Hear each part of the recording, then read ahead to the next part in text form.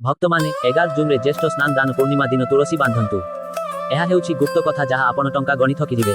ସାରା ରାତି ଧନୀ ହୁଅନ୍ତୁ ଭକ୍ତମାନେ। ଆପଣଙ୍କର ନିଜସ୍ୱ ଚ୍ୟାନେଲ ଲାଖି ଟିଭିକୁ ସ୍ୱାଗତ। 2025 ରେ ଭକ୍ତମାନଙ୍କ ପାଇଁ ସ୍ନାନ ଦାନ ଆସୁଛି। ମହିଳାମାନେ ସେମାନଙ୍କର ଇଚ୍ଛା ପୂରଣ କରିବା ପାଇଁ ପୂର୍ଣ୍ଣିମା ଦିନ ସ୍ନାନ କରନ୍ତି। ପୂର୍ଣ୍ଣିମା ବ୍ରତ ପରିବାରର ସୁଖ ଏବଂ ଶାନ୍ତି ପାଇଁ ପୂର୍ଣ୍ଣିମା ବ୍ରତ ଇଚ୍ଛା ପାଇଁ ରଖାଯାଏ। ଏହି ବ୍ରତ 12 ପୂର୍ଣ୍ଣିମା ତିଥି ମଧ୍ୟରୁ ସବୁଠାରୁ ବଡ଼ ଏବଂ ଏହାକୁ ସବୁଠାରୁ ଗୁରୁତ୍ୱପୂର୍ଣ୍ଣ ବ୍ରତ ବୋଲି ବିବେଚନା କରାଯାଏ। ଏହାର ପ୍ରଭାବ ଏତେ ଯେ ଆପଣ 12 ପୂର୍ଣ୍ଣିମା ମଧ୍ୟରୁ ଗୋଟିଏ ହେଉଛି ପୂର୍ଣ୍ଣିମା ସ୍ନାନ ଦାନ ପୂର୍ଣ୍ଣିମା। ଯଦି ଆପଣ ଉପବାସ ରଖନ୍ତି ତେବେ ଆପଣଙ୍କୁ 12 ପୂର୍ଣ୍ଣିମା ବ୍ରତର ଫଳ ମିଳିଥାଏ। ଭକ୍ତମାନେ ଆଜି ମୁଁ ଆପଣଙ୍କୁ 11 ଜୁନରେ ସ୍ନାନ କରିବା ବିଷୟରେ କହୁଛି। ପୂର୍ଣ୍ଣିମା ଦିନ ତୁଳସୀ ସହିତ ଜଡ଼ିତ କିଛି କଥା ମୁଁ ଆପଣଙ୍କୁ ଗୁରୁତ୍ୱପୂର୍ଣ୍ଣ ନିୟମ କହିବି। ତୁଳସୀ ଅଧୀନରେ ବର୍ଷସାରା ଘରେ ନ ବାନ୍ଧା ରହିଥାଏ। ଏହା ଦ୍ୱାରା ଟଙ୍କାର ବର୍ଷା ହୁଏ, ବ୍ୟାଙ୍କ ବାଲାନ୍ସ ଶେଷ ହୁଏ। ଏହା ହୁଏ ନାହିଁ। 7 ପିଢ଼ି ଏହା କରନ୍ତି। ଗ୍ରୁପ୍ ପଇସାରେ ରାଜଭକ୍ତଙ୍କ ଭିଡ଼ିଓ ଶେଷ ହୁଏ। ଯଦି ଆପଣ ଭିଡ଼ିଓର ଅଧା ପଢ଼ିଛନ୍ତି ତେବେ ଆପଣଙ୍କୁ କୌଣସି ଲାଭ ମିଳିବ ନାହିଁ। ଏଥିପାଇଁ ଲକ୍ଷ୍ମୀ ମାର୍ଗ ଆପଣଙ୍କୁ ଭିଡ଼ିଓଟିକୁ ସମ୍ପୂର୍ଣ୍ଣ ଦେଖିବା ପାଇଁ କହିଛନ୍ତି। ଭକ୍ତମାନେ ପୂର୍ଣ୍ଣିମା ଦିନ ତୁଳସୀରେ ସ୍ନାନ କରି ଦାନ କରନ୍ତୁ। ଏହି ଗୋଟିଏ ଜିନିଷ ଏବଂ ଟଙ୍କା ଗଣନା କରନ୍ତୁ। ସାରା ରାତି ଟଙ୍କା ପାଇଁ ସମର୍ପିତ କରନ୍ତୁ। କେଉଁ ପାଣି କେବେ ବି ତୁଳସୀରେ ଢାଳିବା ଉଚିତ ନୁହେଁ ଏବଂ ଆମେ କେଉଁ ଜିନିଷକୁ ତୁଳସୀ ମୂଳରେ ପୋତି ଦେବା ଉଚିତ। ଆଜିର ଭିଡ଼ିଓରେ ଆମେ ଆପଣଙ୍କୁ କହିବାକୁ ଯାଉଛୁ କିଛି କଥା ଯାହା ଜାଣିବା ଆପଣଙ୍କ ପାଇଁ ବହୁତ ଗୁରୁତ୍ୱପୂର୍ଣ୍ଣ।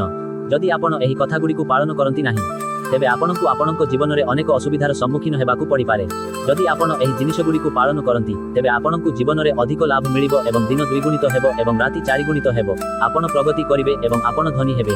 ଏତିକି ଆପଣଙ୍କ ସୂଚନା ପାଇଁ ମୁଁ ଆପଣଙ୍କୁ କହିବାକୁ ଚାହୁଁଛି ଏହି ଦିନ ମାତା ତୁଳସୀ ନିଜେ ନିର୍ଜଳା ଉପବାସ ରଖନ୍ତି। ଭକ୍ତଗଣ ଆସନ୍ତୁ ଜାଣିବା ଆଜିର ଭିଡ଼ିଓ। ଏହା ବ୍ୟତୀତ ଯଦି ଆପଣ ତୁଳସୀ ତଳେ ଗୋଟିଏ ଜିନିଷ ବାନ୍ଧନ୍ତି ତେବେ ତାହା ହେଉଛି ତୁଳସୀ। ଆପଣଙ୍କ ଏବଂ ଆପଣଙ୍କ ଘର ଉପରେ ବହୁତ ଆଶୀର୍ବାଦ ରହୁ। ମାତା ଲକ୍ଷ୍ମୀ ସର୍ବଦା ମୋ ଘରେ ବାସ କରନ୍ତି। ଭକ୍ତମାନେ ସେମାନଙ୍କ ଘରେ ଏକ ତୁଳସୀ ଗଛ ଲଗାଇବା ଉଚିତ। ଏହା ଘରର ପ୍ରତ୍ୟେକ ସଦସ୍ୟଙ୍କ ପାଇଁ ଲାଭଦାୟକ। ଏହି ଗଛ ପ୍ରତ୍ୟେକ ପ୍ରକାରେ ଉପଯୋଗୀ। ପୁରାଣ ଅନୁସାରେ ଦେବୀ ଲକ୍ଷ୍ମୀ ତୁଳସୀରେ ବାସ କରନ୍ତି ଏବଂ ଅନେକ ଲୋକ ସକାଳେ ଉଠି ନିୟମିତ ତୁଳସୀକୁ ଜଳ ଦିଅନ୍ତି ଏବଂ ନିଶ୍ଚିତ ଭାବରେ ତୁଳସୀ ଘିଅର ଦୀପ ଜାଳି ଦିଅନ୍ତି ଏବଂ ଏହି ଗଛକୁ ନିୟମିତ ପୂଜା କରିବା ମଧ୍ୟ ଲାଭଦାୟକ।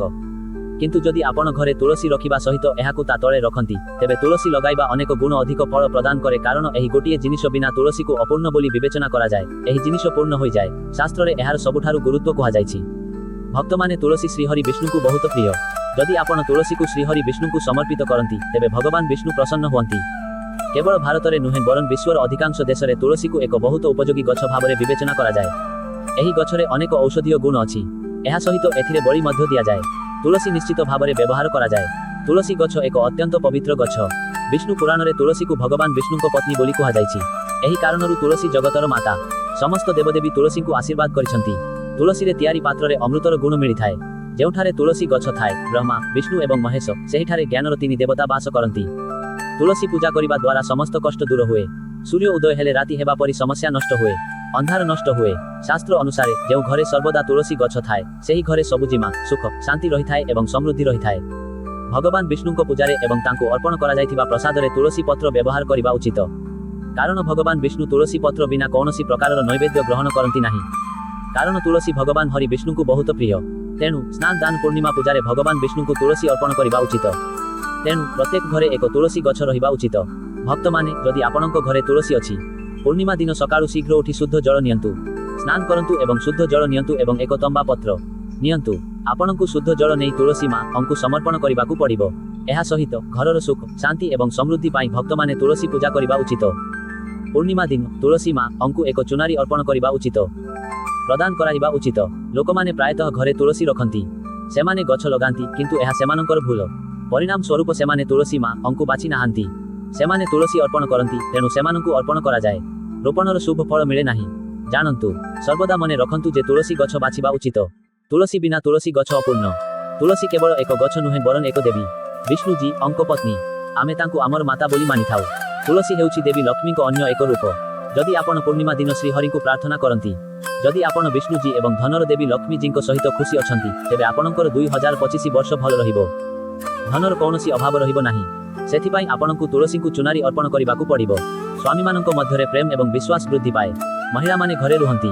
ଶ୍ରଦ୍ଧା ଖୁସି ଏବଂ ସମୃଦ୍ଧିଶାଳୀ ରହିଥାଏ। କିନ୍ତୁ ତୁଳସୀଙ୍କୁ ଚୁନାରୀ ଅର୍ପଣ କରିବା ସମୟରେ ଆପଣ ଏହା ପାଇବେ। ମନେ ରଖିବା ଉଚିତ ଯେ ତୁଳସୀଙ୍କୁ ଲାଲ ଚୁନାରୀ ଅର୍ପଣ କରିବା ଉଚିତ ନୁହେଁ। ଲାଲ ରଙ୍ଗର ଚୁନାରୀ ମଙ୍ଗଳ ଏବଂ ବୁଧ ସହିତ ଜଡ଼ିତ। ତୁଳସୀ ମଙ୍ଗଳ ଏବଂ ବୁଧଙ୍କ ବନ୍ଧୁ ନୁହେଁ। ସେଥିପାଇଁ ତୁଳସୀଙ୍କୁ କେବେ ବି ଲାଲ ଚୁନରୀ ଅର୍ପଣ କରିବା ଉଚିତ ନୁହେଁ। କାରଣ ଭକ୍ତମାନେ ଏହି ପୂର୍ଣ୍ଣିମା ଏକ ଅତ୍ୟନ୍ତ ପବିତ୍ର ଏବଂ ଶକ୍ତିଶାଳୀ ପୂର୍ଣ୍ଣିମା ତିଥି ହେବାକୁ ଯାଉଛି। ତେଣୁ ଆପଣ ତୁଳସୀଙ୍କୁ ସବୁଜ ହଳଦିଆ କିମ୍ବା ନୀଳ ଚୁନରୀ ଅର୍ପଣ କରିପାରିବେ। କିନ୍ତୁ ଅନେକ ଲୋକ ତୁଳସୀରେ ଏକ ପୁରୁଣା ଛିଣ୍ଡା ଚୁନରୀ ବାନ୍ଧିଥାନ୍ତି। ଏହା କରିବା ମଧ୍ୟ ଅଶୁଭ। ଏହା କରିବା ଦ୍ୱାରା ମାତା ତୁଳସୀ କ୍ରୋଧିତ ହୁଅନ୍ତି ଏବଂ ସେହି ବ୍ୟକ୍ତି ମହାପାପର ଅଂଶୀଦାର ହୋଇଯାନ୍ତି। ତେଣୁ ତୁଳସୀରେ କେବଳ ଏକ ନୂତନ ଚୁନରି ବାନ୍ଧିବା ଉଚିତ। ବର୍ଷର ପୂର୍ଣ୍ଣିମା ଦିନ ତୁଳସୀରେ ଅଳଙ୍କାର ବୃଦ୍ଧି କରିବା ପାଇଁ ସର୍ବୋତ୍ତମ ଦିନ। ପୂର୍ଣ୍ଣିମା ଦିନ ନୂତନ ଚୁନରି ଆଣି ତୁଳସୀ ଗଛରେ ବାନ୍ଧିଲେ ଆପଣଙ୍କୁ ଅନେକ ଗୁଣ ଅଧିକ ଲାଭ ମିଳିବ। ତୁଳସୀକୁ କେବେ ବି ଚୁନରି ବିନା ରଖନ୍ତୁ ନାହିଁ। ଯଦି ଚୁନରି ପୁରୁଣା ହୋଇଯାଏ ତେବେ ଏହାକୁ ପୂର୍ଣ୍ଣିମା ଦିନ ପରିବର୍ତ୍ତନ କରିବା ଉଚିତ। ଭକ୍ତମାନେ ତୁଳସୀଙ୍କୁ ବିବାହ ମଧ୍ୟ କରିବା ଉଚିତ। ଏହା ଦ୍ୱାରା ମଣିଷର ସମସ୍ତ ଦୁଃଖର ଅନ୍ତ ହୁଏ ଏବଂ ସାଂସାରିକ ଜୀବନ ସୁଖରେ ବିତିଯାଏ। ଏହା ସହିତ ତୁଳସୀରେ ଏକ ଶାଳିଗ୍ରାମ ମଧ୍ୟ ରଖିବା ଉଚିତ, କାରଣ ଶାଳିଗ୍ରାମ ଭଗବାନ ବିଷ୍ଣୁଙ୍କ ଏକ ରୂପ। ତୁଳସୀ ପୂଜା କରିବା ସହିତ ଭଗବାନ ବିଷ୍ଣୁଙ୍କ ପୂଜା ମଧ୍ୟ ସମାପ୍ତ ହୁଏ ଏବଂ ଏହାକୁ ପ୍ରତିଦିନ ପୂଜା କରିବା ଉଚିତ। କିଛି ଭକ୍ତ ଜାଣତରେ କିମ୍ବା ଅଜାଣତରେ ତୁଳସୀ ପାଖରେ ଏପରି ଜିନିଷ ରଖନ୍ତି ଯାହା ତୁଳସୀଙ୍କୁ ଅପମାନିତ କରେ। ତୁଳସୀ ଗଛ ବହୁତ ସମ୍ବେଦନଶୀଳ। ଏହି ଗଛ ସମସ୍ତ ଗଛ ମଧ୍ୟରୁ ସବୁଠାରୁ ପବିତ୍ର। ଏହା ସବୁଠାରୁ ପୂଜ୍ୟ। ହିନ୍ଦୁ ଧର୍ମରେ ତୁଳସୀ ଗଛକୁ ମାତାର ମାନ୍ୟତା ଦିଆଯାଇଛି। ଏହାର ସଠିକ୍ ଯତ୍ନ ନେବାକୁ ପଡ଼ିଥାଏ, ତେବେ ହିଁ ଏହାର ଶୁଭ ଫଳ ମିଳିଥାଏ। ସେଥିପାଇଁ ତୁଳସୀ ଗଛ ପାଖରେ ଖରାପ ଶବ୍ଦ କହିବା ଉଚିତ ନୁହେଁ। ଭୁଲରେ ମଧ୍ୟ ତୁଳସୀ ପାଖରେ ଜୋତା, ଚପଲ କିମ୍ବା ଝାଡୁ ମପ ରଖିବା ଉଚିତ ନୁହେଁ। ଏହାକୁ ତୁଳସୀଙ୍କ ଅପମାନ ବୋଲି ବିବେଚନା କରାଯାଏ। ତୁଳସୀ ଗଛ ରଖାଯାଇଥିବା ସ୍ଥାନ ପାଖରେ ଥୁପାଇବା ବହୁତ ଅସୁବିଧାର କାରଣ ହୁଏ। ତୁଳସୀ ଗଛ ପାଖରେ ପାଣି ଭର୍ତ୍ତି ପାତ୍ର ମଧ୍ୟ ରଖିବା ଉଚିତ ନୁହେଁ। ତୁଳସୀ ଗଛ ପାଖରେ ଦୀପ ଜାଳିବା ପରେ ସେଠାରୁ ଦୀପ ବାହାର କରିବା ଉଚିତ, କାରଣ ତୁଳସୀ ତଳେ ଲିଭିଯାଇଥିବା ଦୀପ ରଖିବା ଅଶୁଭ ବୋଲି ବିବେଚନା କରାଯାଏ। ତୁଳସୀ ଗଛ ଯେଉଁ ସ୍ଥାନରେ ରଖାଯାଏ ତାହା ସର୍ବଦା ସଫା ରଖିବା ଉଚିତ। ସେଥିପାଇଁ ନିୟମିତ ଭାବରେ ତୁଳସୀ ଗଛ ପାଖରେ ସଫାସୁତୁରାର ଯତ୍ନ ନିଅନ୍ତୁ। ତୁଳସୀ ଗଛରେ ଶିବଲିଙ୍ଗ ଏବଂ ଗଣେଶ ମୂର୍ତ୍ତି ରଖିବା ଉଚିତ ନୁହେଁ। ଏହା ସହିତ ତୁଳସୀ ପାତ୍ରରେ ଅନ୍ୟ କୌଣସି ପ୍ରକାରର ଗଛ ଲଗାଇବା ଅଶୁଭ। ତୁଳସୀ ଗଛ ପାଖରେ ପୋଷାକ ଶୁଖିବା ଉଚିତ ନୁହେଁ, ନଚେତ୍ ପୋଷାକରୁ ମଇଳା ପାଣି ତୁଳସୀ ଗଛ ଉପରେ ପଡ଼ିପାରେ। ମନେ ରଖନ୍ତୁ ଯେ ତୁଳସୀ ଗଛକୁ ନଖ ସାହାଯ୍ୟରେ କାଟିବା ଉଚିତ ନୁହେଁ। ଏହା ତୁଳସୀଙ୍କ ଅପମାନ। ଯଦି ତୁଳସୀ ପତ୍ର ଶୁଖିଯାଏ ଏବଂ ପଡ଼ିଯାଏ ତେବେ ସେଗୁଡ଼ିକୁ ଅଳିଆ ଆବର୍ଜନାରେ ଫିଙ୍ଗି ଦିଆଯିବା ଉଚିତ ନୁହେଁ। ତୁମେ ସେହି ଜିନିଷଗୁଡ଼ିକୁ ତୁଳସୀ ମାଟିରେ ପୋତି ଦେବା ଉଚିତ। ରବିବାର ତୁଳସୀ ପତ୍ର କାଟିବା ଉଚିତ ନୁହେଁ ଏବଂ ରବିବାର ତୁଳସୀଙ୍କୁ ପାଣି ଅର୍ପଣ କରିବା ଉଚିତ ନୁହେଁ। ଅନ୍ୟ ଦିନଗୁଡ଼ିକରେ ସ୍ନାନ ନ କରି ସକାଳେ ତୁଳସୀକୁ ପାଣି ଦେବା ଉଚିତ ଏବଂ ସନ୍ଧ୍ୟାରେ ଦୀପ ଜାଳିବା ଉଚିତ। ପ୍ରାୟତଃ ମହିଳାମାନେ ସ୍ନାନ ପରେ କେଶ ଖୋଲା ରଖି ତୁଳସୀଙ୍କୁ ଜଳ ଅର୍ପଣ କରନ୍ତି। ଏହା କରିବା ଭୁଲ। ମହିଳାମାନେ ସର୍ବଦା ତୁଳସୀଙ୍କୁ ଜଳ ଅର୍ପଣ କରିବା ପୂର୍ବରୁ ନିଜ କେଶ ବାନ୍ଧି କପାଳରେ ସିନ୍ଦୁର ଲଗାଇବା ଉଚିତ। ଏହା ତୁଳସୀର ଆଶୀର୍ବାଦ ଆଣିଥାଏ। ଧନ ପ୍ରାପ୍ତି ପାଇଁ ଭକ୍ତଗଣ ଆପଣଙ୍କୁ 11 ଜୁନ୍ ସ୍ନାନ ଦାନ ପୂର୍ଣ୍ଣିମା ଦିନ ତୁଳସୀ ଗଛ ତଳେ ମାତା ଲକ୍ଷ୍ମୀ କିମ୍ବା ମାତା ବୈଷ୍ଣୋଙ୍କ ମୁଦ୍ରା ନେବାକୁ ପଡ଼ିବ। ଏହି ମୁଦ୍ରା ଆପଣଙ୍କ ପାଇଁ ସହଜରେ ଉପଲବ୍ଧ ହେବ କିମ୍ବା ଆପଣଙ୍କ ପାଖରେ ଏହା ପୂର୍ବରୁ ରହିବ। ମୁଦ୍ରାରେ ମାତା ଲକ୍ଷ୍ମୀ କିମ୍ବା ମାତା ବୈଷ୍ଣୋଙ୍କ ଫଟୋ ରହିବ। ନିର୍ଜଳା ଏକାଦଶୀ ଦିନ ତୁଳସୀ ଗଛ ତଳେ ଏହି ମୁଦ୍ରାକୁ ପୋତି ଦେବାକୁ ପଡ଼ିବ ଏବଂ ପରଦିନ ମୁଦ୍ରା ବାହାର କରି ଏହାକୁ ସଫା ପାଣିରେ ସଫା କରନ୍ତୁ। ପ୍ରତିଦିନ ପୂଜା କରନ୍ତୁ। ଏହାକୁ ଏକ ଲାଲ କପଡ଼ାରେ ବାନ୍ଧି ଆପଣଙ୍କ ଘରର ସିନ୍ଦୁରରେ କିମ୍ବା ଆପଣଙ୍କ ସହିତ ରଖନ୍ତୁ। ଏହା ଆପଣଙ୍କୁ ପ୍ରଚୁର ଧନ ପ୍ରଦାନ କରିବ ଏବଂ ଆପଣଙ୍କର ଧନ ଖର୍ଚ୍ଚ ହେବ ନାହିଁ, ବରଂ ବୃଦ୍ଧି ପାଇବ। ଯେଉଁମାନେ ବଜାରରେ ବ୍ୟବସାୟ କରନ୍ତି ସେମାନଙ୍କର ଏକ ଦୋକାନ, ବାଣିଜ୍ୟ କାରଖାନା ଅଛି, ତେବେ ଆପଣ ସେହି ମୁଦ୍ରାକୁ ଆପଣଙ୍କ ବ୍ୟବସାୟ ସ୍ଥାନର କ୍ୟାଶ ବାକ୍ସରେ ରଖିପାରିବେ।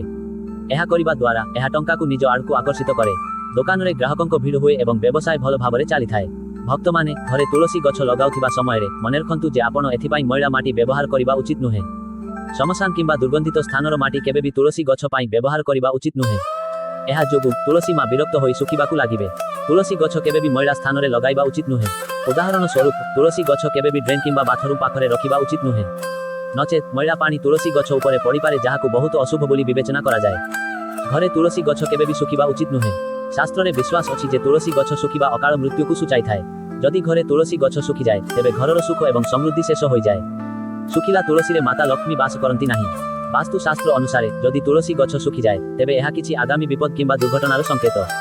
ଘରେ ଧନ ବୃଦ୍ଧି କରିବା ପାଇଁ ଆପଣଙ୍କୁ ପୂର୍ଣ୍ଣିମା ଦିନ ଘରେ ଏକ ତୁଳସୀ ଗଛ ଲଗାଇବାକୁ ପଡ଼ିବ। ଗଛ ବଢ଼ିବା ସହିତ ଆପଣଙ୍କ ଘର ଡେଇଁପଡ଼ି ଆଗକୁ ବଢ଼ିବ। ସେଥିପାଇଁ ତୁଳସୀର ଭଲ ଯତ୍ନ ନେବା ଉଚିତ। ଏହାକୁ ଶୀଘ୍ର କାଟି ସବୁଜ ରଖିବା ଉଚିତ। ତୁଳସୀରେ କୌଣସି ପ୍ରକାରର ରାସାୟନିକ ପଦାର୍ଥ ମିଶାଇବା ଉଚିତ ନୁହେଁ। କେବଳ ଖାଦ୍ୟ ସାମଗ୍ରୀ ଏବଂ ଗୋବର ବ୍ୟବହାର କରିବା ଉଚିତ। ଏହା ସହିତ ମନେ ରଖନ୍ତୁ ଯେ ତୁଳସୀରେ ମାଡ଼ି ଜାଲ କିମ୍ବା କୀଟପତଙ୍ଗ ରହିବା ଉଚିତ ନୁହେଁ।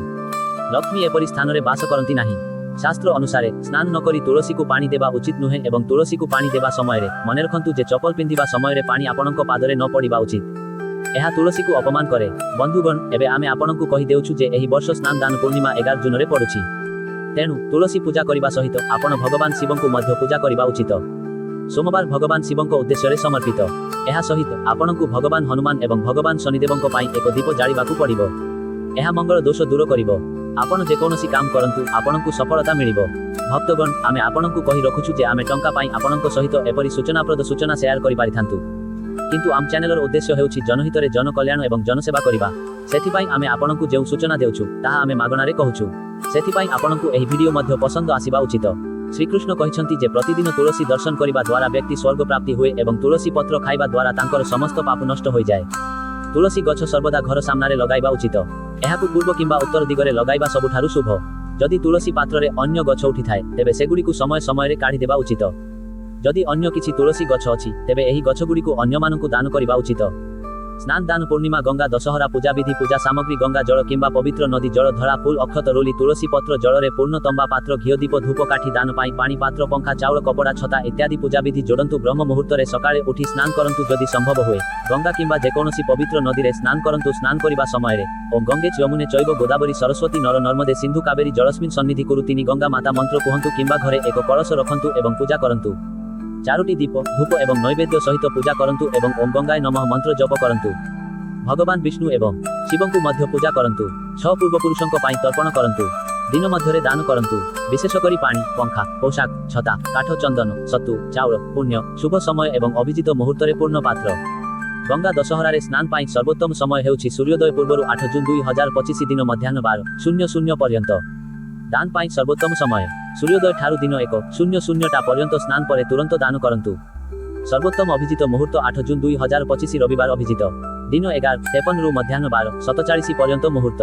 ଏହି ମୁହୂର୍ତ୍ତ ଯେକୌଣସି କାର୍ଯ୍ୟ ପାଇଁ ଅତ୍ୟନ୍ତ ଶୁଭ। ଏହି ଦିନ ଉପବାସକାରୀ କ୍ରୋଧ ମିଛ ହିଂସା ନିନ୍ଦା ତାମସିକ ଖାଦ୍ୟ ଖାଇବା ଏବଂ ଅଧିକ କଥା କହିବାରୁ ବଞ୍ଚିବା ଉଚିତ। ବ୍ରାହ୍ମଣ କିମ୍ବା ଅଭାବୀଙ୍କୁ ପାଣିରେ ଭର୍ତ୍ତି ମାଟି ପାତ୍ର ଦାନ କରିବା ଦ୍ୱାରା ବିଶେଷ ପୁଣ୍ୟ ମିଳିଥାଏ।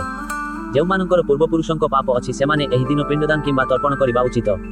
ଏହି ଦିନ ଗଙ୍ଗାରେ ସ୍ନାନ କରି ଦାନ କରିବା ଦ୍ୱାରା ସମସ୍ତ ପ୍ରକାରର ପାପ ନଷ୍ଟ ହୁଏ ଏବଂ ବ୍ୟକ୍ତି ମୋକ୍ଷ ପ୍ରାପ୍ତ ହୁଏ। ଏହି ଦିନକୁ ପୂର୍ବପୁରୁଷଙ୍କୁ ସନ୍ତୁଷ୍ଟ କରିବା ପାଇଁ ମଧ୍ୟ ବହୁତ ଭଲ ବୋଲି ବିବେଚନା କରାଯାଏ। ତେଣୁ ତିଥି ଶେଷ ହେବା ପୂର୍ବରୁ ଉପବାସ ଭାଙ୍ଗିବା ଉଚିତ। ଉପବାସ ଭାଙ୍ଗିବା ପୂର୍ବରୁ ବ୍ୟକ୍ତି ଭଗବାନ ବିଷ୍ଣୁଙ୍କ ପୂଜା କରିବା ଉଚିତ। ସମସ୍ତ ଦୁଷ୍ଟତା ଶେଷ ହୋଇଯାଏ ଏବଂ ଘରେ ସକାରାତ୍ମକ ଶକ୍ତି ବାସ କରେ। ଯେଉଁ ଘରେ ଗାଈ ଥାଏ ସେହି ଘରେ ସମସ୍ତ ଦୁଷ୍ଟତା ଆପେ ଆପେ ଏବଂ ସବୁଦିନ ପାଇଁ ଅଦୃଶ୍ୟ ହୋଇଯାଏ କାରଣ ଗାଈକୁ ଦେବୀ ଲକ୍ଷ୍ମୀଙ୍କ ସ୍ୱରୂପ ବୋଲି ବିବେଚନା କରାଯାଏ। ଗାଈ ଶରୀରରେ 33 କୋଟି ଦେବୀ ଏବଂ ଦେବତା ବାସ କରନ୍ତି। ତେଣୁ ମନେ ରଖନ୍ତୁ ଯେ ଗାଈ ଯେକୌଣସି ସମୟରେ ଘରେ ନାରାୟଣ ହୋଇପାରନ୍ତି ଏବଂ ଦୁଃଖର ଦେବତା ଘରେ ବାସ କରିପାରିବେ। ତେଣୁ ପ୍ରତିଦିନ ତାଜା ରୁଟି ତିଆରି କରି ଗାଈକୁ ଖାଇବାକୁ ଦିଅନ୍ତୁ। ଯଦି କୌଣସି କାରଣରୁ ରୁଟି ଚାଲିଯାଏ ତେବେ ପରଦିନ ତାକୁ ଖାଇବାକୁ ଦିଅନ୍ତୁ ନାହିଁ କାରଣ ଏହାକୁ ବାସି ବୋଲି ବିବେଚନା କରାଯାଏ। ଗାଈକୁ ସର୍ବଦା ତାଜା ଏବଂ ସଫା ଖାଦ୍ୟ ଦିଅନ୍ତୁ। ଏହା ବ୍ୟତୀତ ଯଦି ଘରେ କୌଣସି ଫଳ କିମ୍ବା ପନିପରିବା ପଚିଯାଏ ତେବେ ତାହାକୁ ଗାଈକୁ ଦେବା ଦ୍ୱାରା ଘରର ସମୃଦ୍ଧି ହ୍ରାସ ପାଇପାରେ। ଗାଈକୁ ଖୁସି ରଖିବା ପାଇଁ ଆପଣ 11 ଗୋଲା ମଇଦା ତିଆରି କରି ସେଥିରେ ହଳଦୀ ଲଗାଇ ପାରିବେ। ଏହା କରିବା ଦ୍ୱାରା ଆପଣଙ୍କର ସମସ୍ତ କାମ ସହଜ ହୋଇଯିବ ଏବଂ ଜୀବନରେ ସୁଖ ଏବଂ ସମୃଦ୍ଧି ଆସିବ। ଗାଈର ପାଦ ସ୍ପର୍ଶ କରନ୍ତୁ। ଏହା ଆପଣଙ୍କର ସମସ୍ତ ଦୁଃଖ ଦୂର କରିପାରିବ। ଯଦି ସମ୍ଭବ ହୁଏ ତେବେ ଗାଈକୁ 7 ଥର ପରିକ୍ରମା କରନ୍ତୁ। ଏହା ଆପଣଙ୍କ ଜୀବନରେ ସଫଳତା ଏବଂ ସୁଖ ଆଣିବ। ଯେତେବେଳେ ଆପଣ ଗାଈକୁ ଖାଇବାକୁ ଦିଅନ୍ତି ସେତେବେଳେ ଆପଣ ଏଥିରେ ହଳଦୀ କିମ୍ବା ଟିକେ ଘିଅ ପକାଇ ପାରିବେ ଏବଂ ଖାଲି ରୁଟି ଦିଅନ୍ତୁ ନାହିଁ। ଏହା ଆପଣଙ୍କ ଜୀବନରେ ଶୁଭ ଫଳ ଆଣିବ।